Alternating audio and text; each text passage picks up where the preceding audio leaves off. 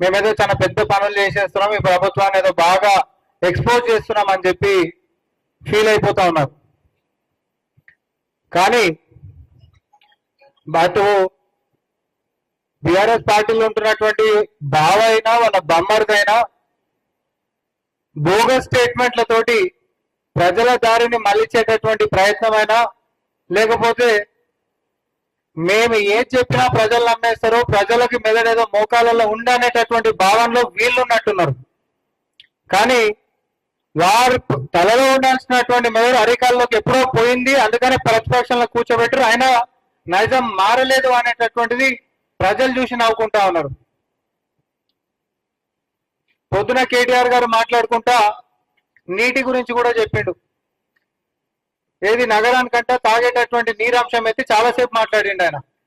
అటు కృష్ణాకెంచంట, ఇటు గోదావరికెంచంట కేసీఆర్ గారు బ్రహ్మాండమైనటువంటి ఆలోచనలు చేసి ఏదో ప్రజల గురించి ఆలోచించి 2050 దాకా ఆయన ఆలోచన చేసిండట. నా ఒక సూటి ప్రశ్న, కేటీఆర్ గారు అసలు నిస్సిగ్గుగా మీడియా ముంగట అబద్ధాలు చెప్పనికే ముఖం ఎట్లా వస్తుంది అసలు మీకు? అసలు ఎంత నిస్సిగ్గుగా అంటే బరి తెగించిపోయారు. అసలు బరి బాతలు మీరు చేస్తున్నటువంటి పనులు ఏంటిది అని అంటే నాకేంటి సిగ్గు అన్నట్టుగానే ఉంది. ఒక్కటి నిజం లేదు.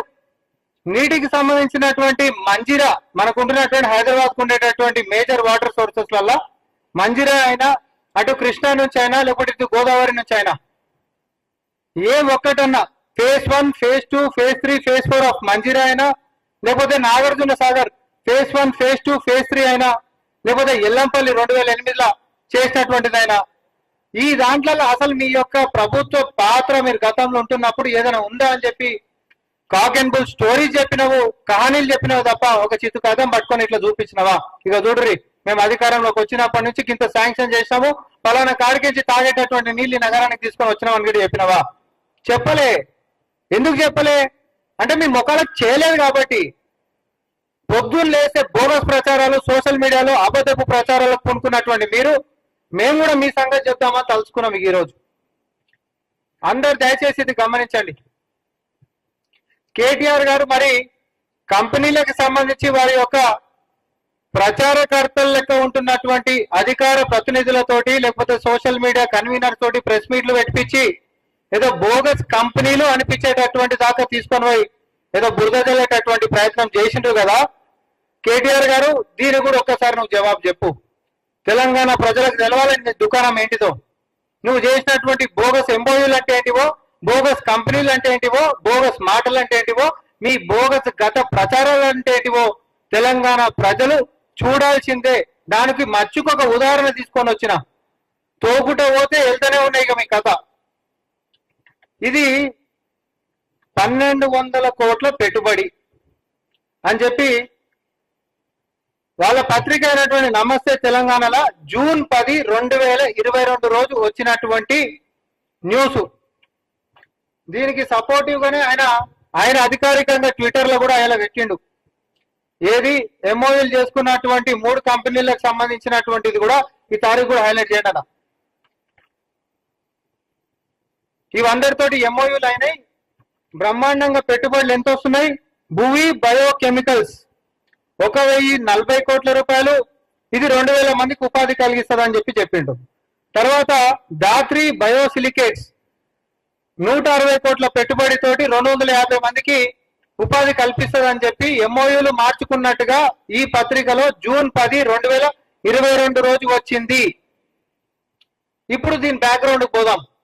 వీళ్ళు ఏదో కొత్తగా వచ్చిన కంపెనీలతోటి ఎట్లా చేసుకుంటారు, ఇవన్నీ కొత్త కంపెనీలు, ఎక్స్పీరియన్స్ లేవని మీరు మాట్లాడుతున్నప్పుడు అసలు కంపెనీలు పుట్టకంటే ముంగటనే ఎంఓయూలు చేసుకొని బోగస్ మాటలు చెప్పి బోగస్ ప్రచారాలు చేసుకున్నటువంటి నీ వాస్తవ దుకాణం కూడా తెలంగాణ ప్రజలు చూడాల్సిందే కదా. ఇందులో మెన్షన్ చేసినటువంటి భూమి బయోకెమికల్స్ ఏదైతే 1040 కోట్ల పెట్టుబడి పెడుతుందని చెప్పిరో ఇది ఏ రోజు వచ్చిందన్న పేపర్లో? జూన్ 10. నేను కూడా అవే పేపర్లు తీసుకొని వచ్చిన. Government of India, ministry of corporate affairs, certificate of incorporation, ఏవి భూమి బయోకెమికల్స్ ప్రైవేట్ లిమిటెడ్. ఇది ఏ రోజు వచ్చింది? 14th day of July 2022. June 10 తారీఖు రోజు పత్రికలల్లా ఎంఓయూలు మార్చుకున్నాము, 1,040 కోట్ల పెట్టుబడి తీసుకొని వచ్చినాము, 2,000 మందికి ఉపాధి కలిగిస్తున్నాం అని చెప్పినటువంటి కేటీఆర్ గారి ప్రచారాలు ఆ రోజుకి ఆ కంపెనీ పుట్టలే. ఇది రిజిస్టర్ అయింది, ఇన్కార్పొరేట్ అయ్యిందే ఏ రోజు 14 జూలైలో, 10 జూన్ రోజే ఇలా ఎంఓయూలు ఎక్స్చేంజ్ చేసిండ్రు. దాని తర్వాత ఇదే దాంట్లో మెన్షన్ చేసినటువంటి ఇంకొకటి దాత్రి బయోసిలికేట్స్ ప్రైవేట్ లిమిటెడ్, ఇదే రోజు అయిందండి. సేమ్ అదే పేపర్లు ఇచ్చారు కదా ఇంకొకటి కూడా. 2 కంపెనీలు కలిసి 2,250 మందికి కొలువులు ఇవ్వబోతున్నాయి. వరదలెక్క వచ్చేస్తున్నాయి, పైసలు ఏం చేసుకోవాలని తెలుస్తలేదు. కాబట్టి పిల్లలకి కొలువుల కోసం మలుపుతున్నాం అని చెప్పి పెద్ద పెద్ద అక్షరాలతో రాపించుకొని సోషల్ మీడియాలో ఊదరగొట్టేటటువంటి ప్రచారాలు చేసుకున్నటువంటి మీరు దాంట్లో ఇంకో కంపెనీ అయినటువంటి దాత్రి బయోసిలికేట్స్ ప్రైవేట్ లిమిటెడ్, ఇది ఏ రోజు ఇన్కార్పొరేట్ అయింది, ఏ రోజు అయిందంటే 19th day of July 2022. June 10 రోజు మీరు చెప్పినటువంటి కంపెనీల పేర్లు, వాళ్ళ పెట్టుబడుల గురించి మీరు ఎంఓయూలు మార్చుకున్నట్టుగా సర్వసభ్య సమాజానికి